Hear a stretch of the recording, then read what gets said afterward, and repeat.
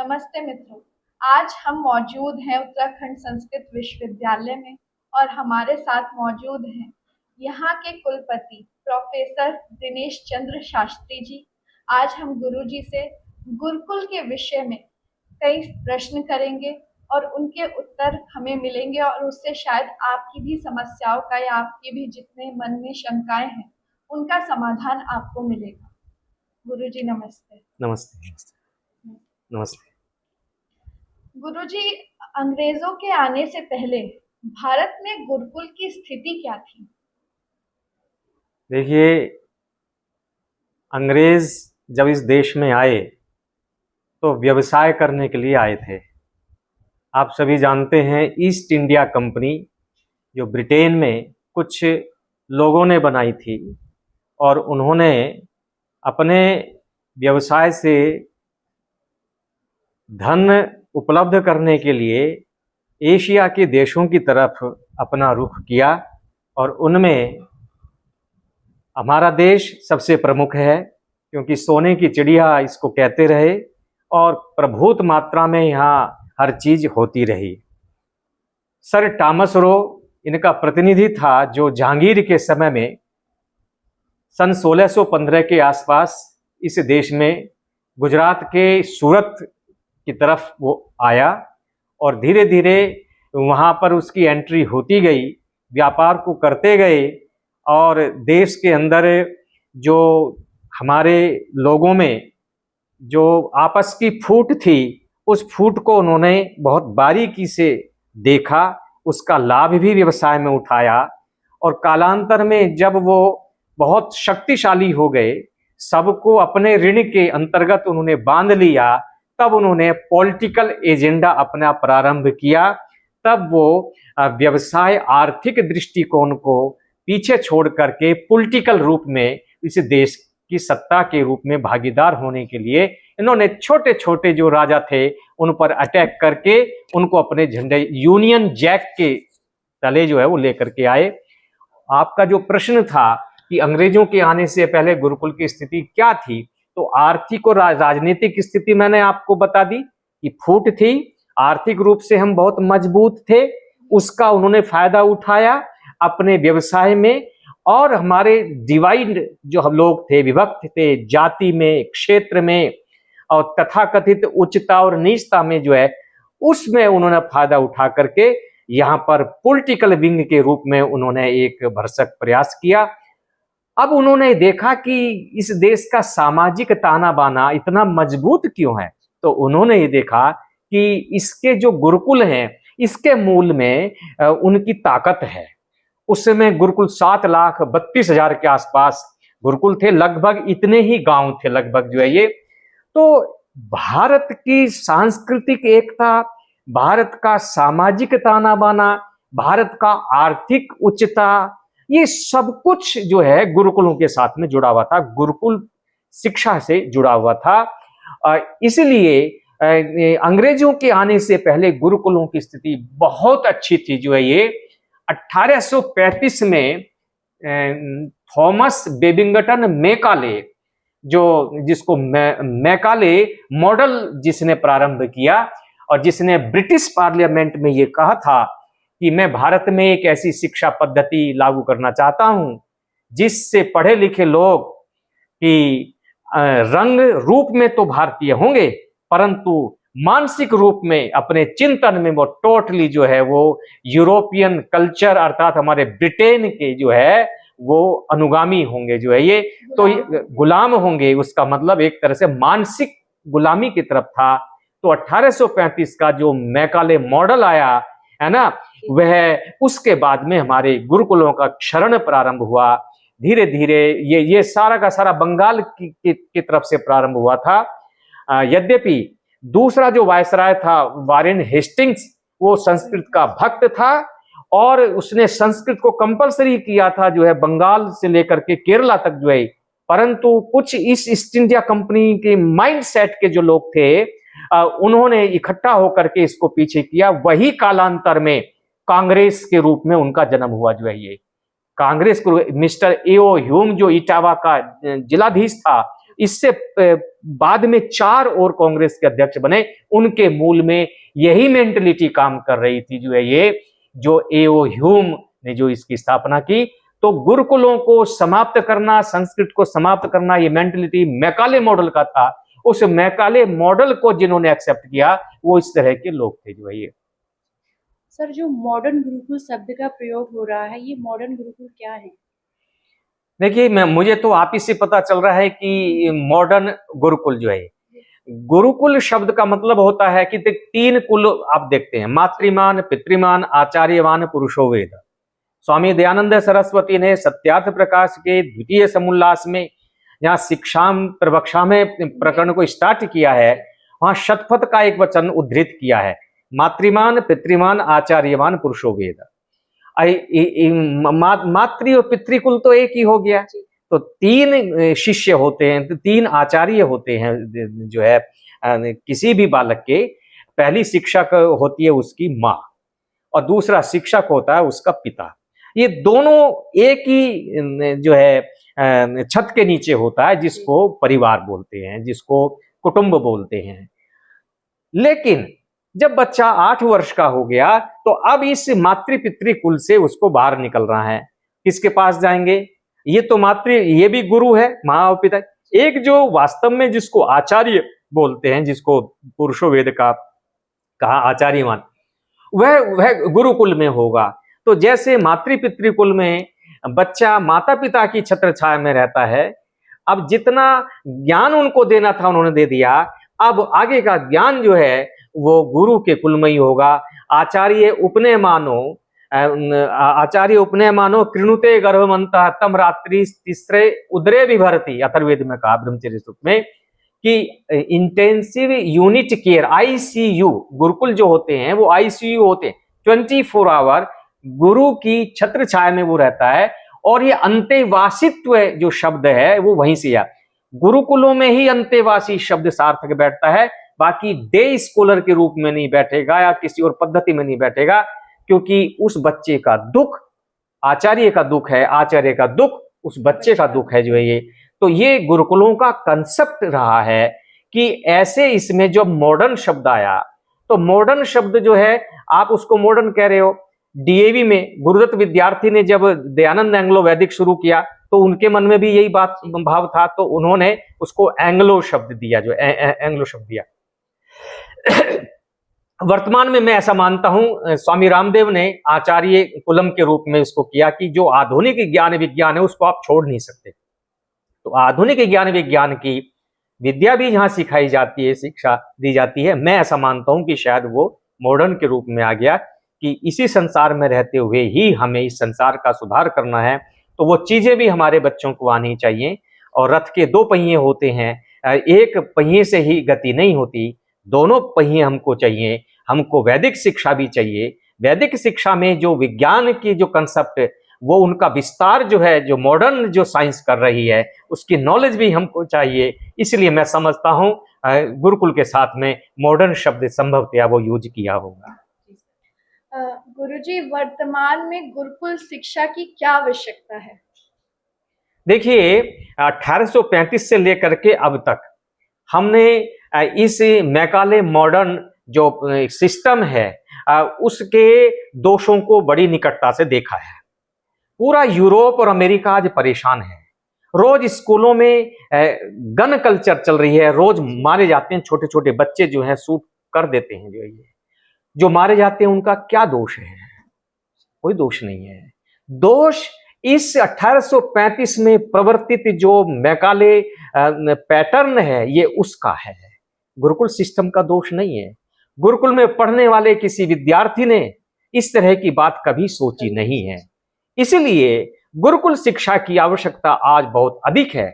और उसका उदाहरण ये बताऊं मैं आपको कि अब लोग गुरुकुल शब्द को जोड़ रहे हैं, अपने स्कूलों के साथ में गुरुकुल जोड़ रहे हैं। एकलव्य गुरुकुल हो गया, ये फलाना गुरुकुल हो गया।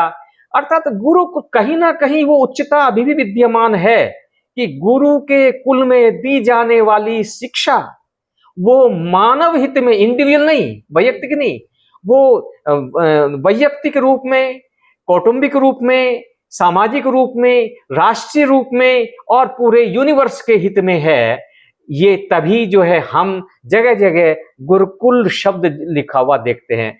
स्वामी श्रद्धानंद ने सन 1900 में जब गुरुकुल कांगड़ी 1902 में गुरुकुल की स्थापना की जो है ये सोच करके नहीं की थी उन्होंने कि जो हम केवल प्राचीन को ही पढ़ा रहे हैं, ये सोच करके की थी कि अच्छे नागरिक हम देश को देंगे जो है ये।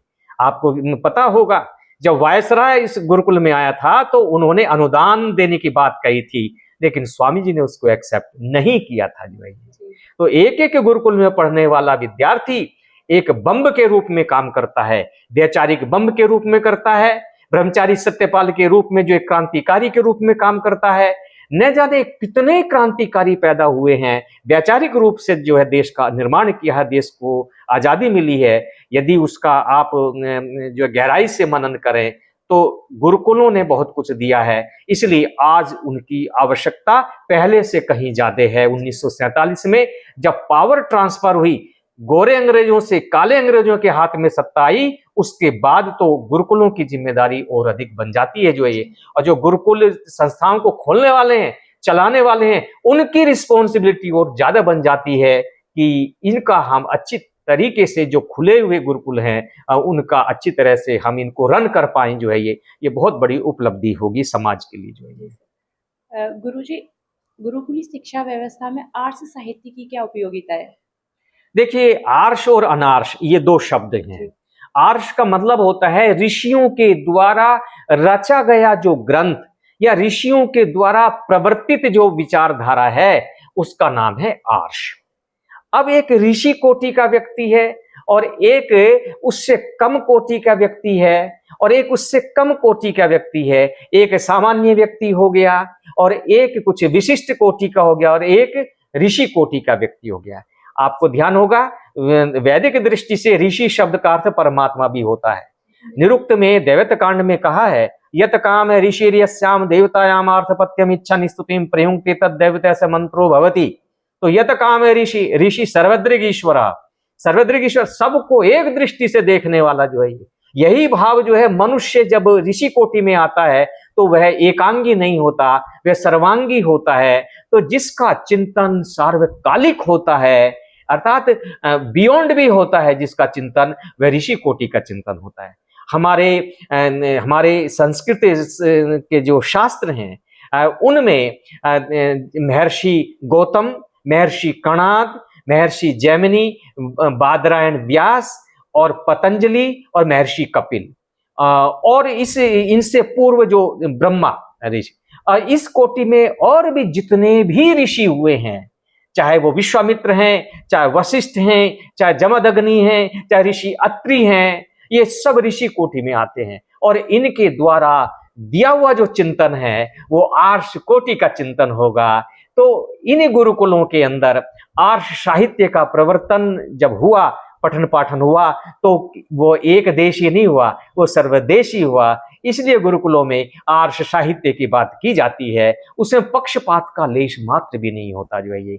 यदि मुझे भूख लगती है तो जो है दूसरे मनुष्यों को भी भूख लगती है। ईरान, इराक, ब्राजील और नेपाल, ब्रिटेन, अमेरिका के लोगों को भी भूख लगती है। अरे उनका भी भरण पोषण हो और हमारा भी भरण पोषण हो, किसी की कोई हानि ना हो जो है ये वसुधैव कुटुंबकम का जो भाव है, सर्वे भवन्तु सुखिनः, ये भाव ऋषि कोटि का भाव होता है। और भारतीय जो मनीषा है उसने यही चिंतन प्रवर्तित किया है गुरुकुलों में। इसलिए इन्हीं ऋषियों का चिंतन पढ़ाने की बात की गई जो है। पूरा का पूरा इनका सिलेबस, पाठ्यक्रम, करिकुलम बना हुआ है और इसलिए जोर दिया कि पहले इसको पढ़ना चाहिए। जब उसको पढ़ते हैं तो हम पक्षपात नहीं कर सकते जो है ये। इसलिए आर्ष कोटि के साहित्य को पढ़ने की बात जो है ऋषियों ने की जो है। गुरुजी, वर्तमान में गुरुकुल का समाज में क्या रोल रहा है?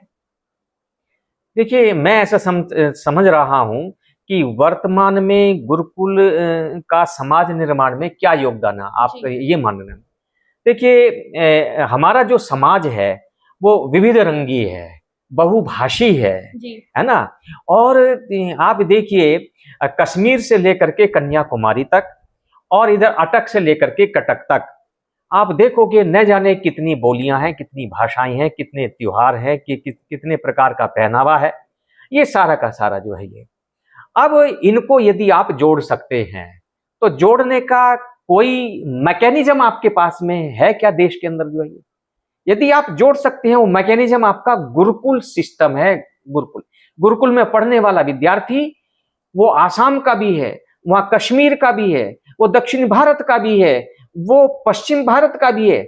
वहां पर सर्वत्र जो है देश के कोने कोने से आकर के पढ़ सकते हैं। उसका उदाहरण गुरुकुल चोटीपुरा आप देख सकते हो। वहां पर दक्षिण भारत की भी बच्चियां हैं, वहां पर ईशान भारत की भी हैं, नॉर्थ ईस्ट की बच्चियां हैं, गुजरात की भी बच्चियां हैं, है ना, और मध्य भारत की भी हैं, उत्तर भारत की भी हैं।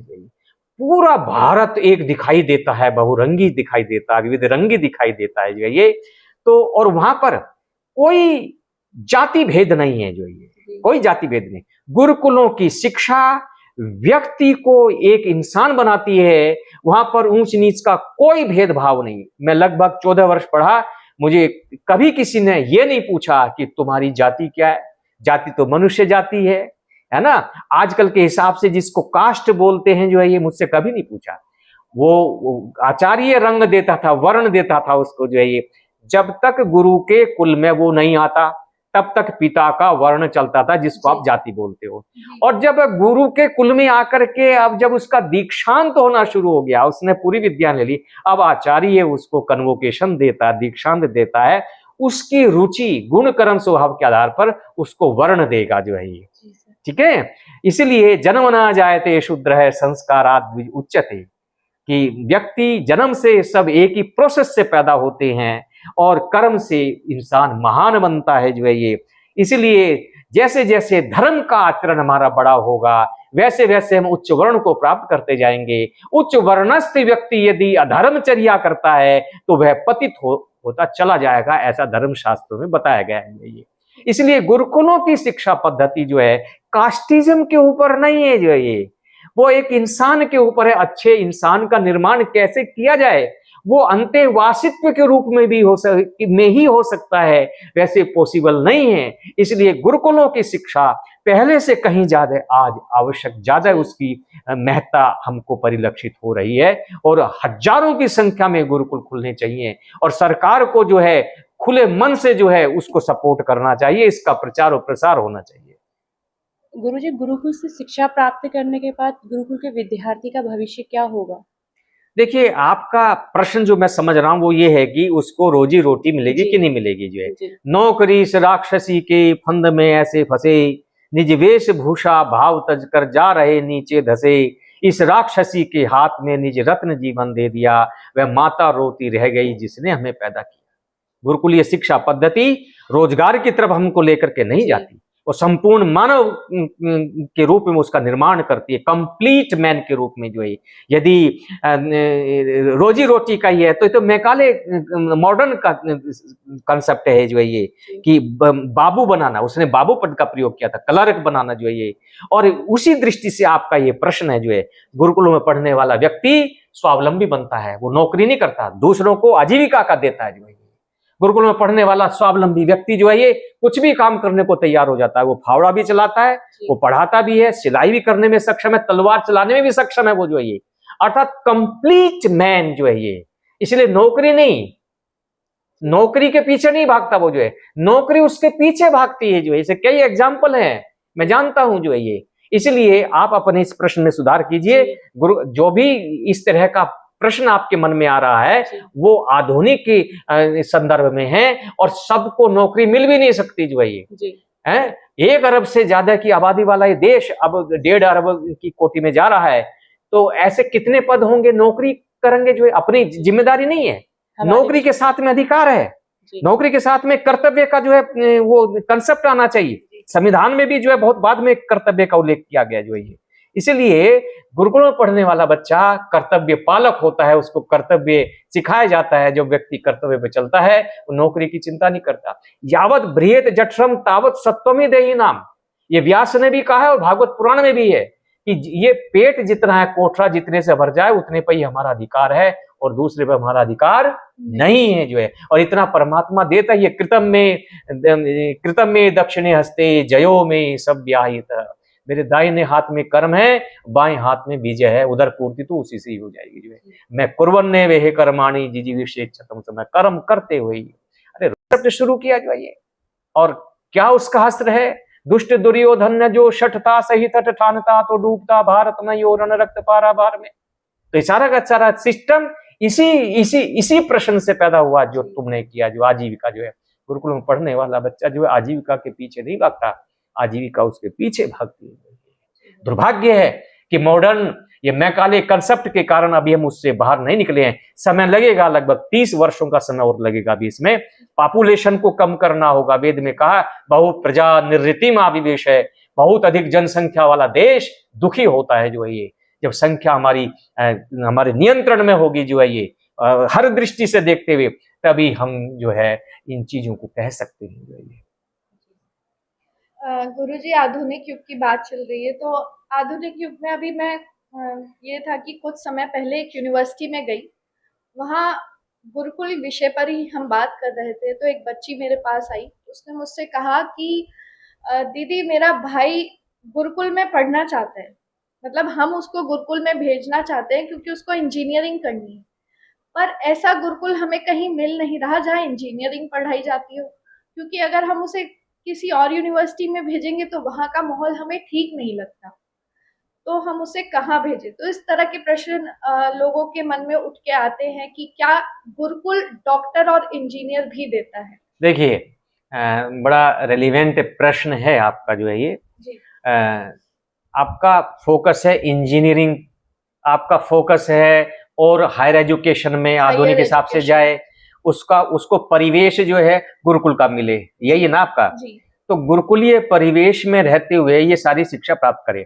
हाँ जी। दक्षिण भारत में एक दो ऐसे संस्थान हैं, रामानुजम संस्थान है। प्रोफेसर रूप किशोर शास्त्री की बेटी ने वहां पर मेडिकल का जो डॉक्टरेट किया है, और जो हार्ट के ऊपर उसने काम किया है। दक्षिण भारत के रामानुजम करके आप गूगल पे सर्च करोगे तो वो परिवेश गुरुकुल वाला वो देते हैं, और पूरा का पूरा उसमें वही, ऐसा मुझे याद आता है, उन्होंने मुझे बताया था। और स्वामी रामदेव जी ने भी आचार्य कुलम का जो कंसेप्ट दिया है उसमें ये इस तरफ भी वो बढ़ रहे हैं। अभी भी कई ऐसे उद्योगपति हैं जो इस तरफ ध्यान दे रहे हैं कि परिवेश जो है वो गुरुकुल का हो और ये सारी उच्च शिक्षा भी हम वहां दें। इस तरफ अब समाज का चिंतन जा रहा है, और मुझे लगता है कि बहुत सफल होगा ये जो है, क्योंकि वो भूख उनमें है, वो दोष उन्होंने उस चीज के देखे हैं। मॉडर्न को नकार नहीं रहे, वो मॉडर्न शिक्षा को नकार नहीं रहे, ज्ञान विज्ञान को तो नकार ही नहीं सकते आप। पहले तो जो है हमारे पास फोन होता था दूसरे तरह का, अब मोबाइल है, इसमें आप कहीं बैठे बात करने में सक्षम है, आप चित्र देख सकते हैं, ये है ना। तो टेक्नोलॉजी का प्रयोग करेंगे आप, तो इसको नकार नहीं सकते। जो टेक्नोलॉजी को छोड़ करके चलेगा वो पीछे पहुंच जाएगा जो है। नरेंद्र मोदी ने टेक्नोलॉजी का प्रयोग किया, आज आम जन के अंदर वो प्रवेश कर गया। तो गुरुकुलीय शिक्षा को भी यदि आप प्रवेश कराना चाहते हो तो तकनीक के माध्यम से करोगे। आप भी रिकॉर्डिंग कर रहे हो, इसी माध्यम से कर रहे हो, तो ये संस्थान आपको मिल जाएंगे जो है ये। और ऐसे मुझे जानकारी है कि कई बड़े बड़े अच्छे जो शिक्षा के जो केंद्र हैं वो इस तरफ बढ़ रहे हैं। IIT के भी कई कैंपस में चर्चा शुरू हो चुकी है कि उनकी ड्रेस, उनकी जो वेशभूषा है वो भारतीय हो, भारतीय परिधान में ही वो उपाधि लेते हैं। अब जब उनका दीक्षांत होता है तो वो उसी परिधान में आने लगे हैं। परंतु आप गूगल पर सर्च करना, दक्षिण भारत में है एक दो संस्थान। जो प्रश्न आपने किया है उसका जवाब है। लोगों को इनके बारे में पता नहीं है, इसलिए उनके अंदर ये भ्रांतियां हैं। भ्रांति नहीं है जी। वो अनजान है। भ्रांति तो तब होती है जब कोई एक दूसरी वैसी चीज मिल जाए, भ्रांति नहीं है, वो अज्ञानपन है, उनको पता नहीं है। जब आप लोग जैसे आपका जैसे ये YouTube चैनल है, इस माध्यम से आप बताओगे तो लोगों को पता चलेगा। आप गूगल पर सर्च करो, आपको बहुत सारी चीजें और अधिक मिल जाएंगी जो है ये, ठीक है ना। तो जैसे तक्षशिला गुरुकुल थे, नालंदा के थे, अब वो कंसेप्ट आ रहा है कोचिंग सेंटर में, नालंदा कोचिंग सेंटर, तक्षशिला लेके मिलते हैं। इसका मतलब वो भाव तो मन में है ना कि गुरुकुल की जो पद्धति है वो बुरी नहीं थी, जो है ये वो भाव उसका अच्छा है। और यही जो है उज्जवल भारत की उज्जवल भविष्य का 2047 वाला जो भारत है, अमृत काल में हम जी रहे हैं, जैसे हमारे प्रधानमंत्री ने कहा है, तो वो भाव आपके मन में आ रहा है। मुझे लगता है कि अब जो है हम बढ़ेंगे आगे इसमें। तो गुरुकुलीय शिक्षा पद्धति की जो प्रासंगिकता है वो दिनानुदिन बढ़ रही है। यूरोप परेशान है, अमेरिका परेशान है, और भारत के धनाढ्य लोग हैं वो भी अब परेशान हो रहे हैं, क्योंकि वो संस्कार नहीं मिल रहे जो है। तो जो संस्कार हैं वो खरीदे नहीं जाते। आप पैसों से, रुपये पैसे से आप संसाधन खरीद सकते हो, इन संसाधनों से संस्कार खरीद नहीं सकते आप। संसाधन तो माता पिता और आचार्य से ही उनको जो है आज संस्कार मिलेंगे ना, वो संस्कार शिक्षा दे नहीं रही है। तो जो है ड्रग्स का इतना बड़ा रैकेट चल पड़ा है, वो कहाँ से है ना, ये अरब कंट्रीज से, नेपाल से जो है, फिर ये होता हुआ बरेली से ये इधर हरिद्वार के, इसमें पूरा का पूरा उत्तराखंड को चपेट में ले लिया, पूरा पंजाब खोखला हो गया, हरियाणा खोखला हो गया, तो कहां जाकर के रुकेगा। इसलिए गुरुकुल कंसेप्ट का होना बहुत जरूरी है। इसलिए 24 आवर बच्चा गुरुकुल में रहेगा तो इन नशे की आदतों से भी दूर रहेगा जो है, और दूसरी बीमारियों से भी बचेगा। मैं समझता हूँ यही प्रश्न आपका था कि अपने बहन ने प्रश्न किया होगा, भाई को कराना चाहती हूँ मैं, तो इसीलिए हाँ डर है कि वो देहरादून के किसी उसमें है, कहीं वो नशे की चपेट में नहीं आ जाए जो है ये। तो इसलिए इसकी रेलिवेंस तो और ज्यादा बढ़ गई है अब जो है ये मैं कहना चाहता हूँ। बहुत बहुत धन्यवाद गुरुजी। आपका भी बहुत बहुत धन्यवाद, आप आए और आपने इन बातों पर चर्चा की। तो दोस्तों, आशा है कि आप सभी को आज की ये चर्चा पसंद आई होगी, और गुरुकुल शिक्षा परंपरा को लेकर जो आपके मन में शंकाएं थी वो भी दूर हुई होंगी। बाकी आप हमें कमेंट में जरूर बताइएगा कि आपको आज की ये चर्चा कैसी लगी। बहुत बहुत धन्यवाद। और दोस्तों, अगर आपके मन में गुरुकुल शिक्षा से संबंधित कोई प्रश्न है तो आप हमें कमेंट में बता सकते हैं। आप सभी का बहुत बहुत